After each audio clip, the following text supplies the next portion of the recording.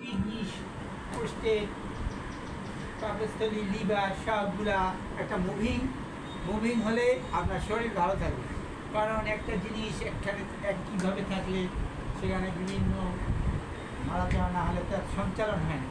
সঞ্চালন করতে হলে আপনাকে এটা অবশ্যই করতে হবে।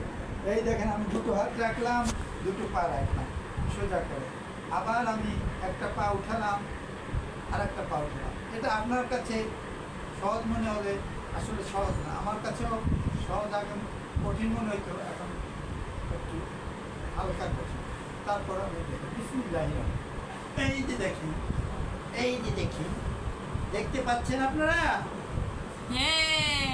এর ফলে দেখেন আমার এইখানে যে কিডনিটা আছে সে আগে ছিল এইরকম, এখন সে উচকে গেছে।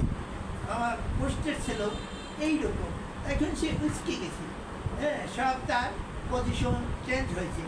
আপনি যদি এইরকম দিনে দিনে তো পারবেন না, সবাই চাকরিজীবী কর্মজীবী, আপনারা করবেন কি, সকালে গোসল করার আগে 2 থেকে 5 মিনিট আপনারা এই ব্যায়ামটা করবেন। এই পারলে এরকম করবেন। আমার কাছে সহজ, কারণ আমি সেই শিশুবেলা হইতে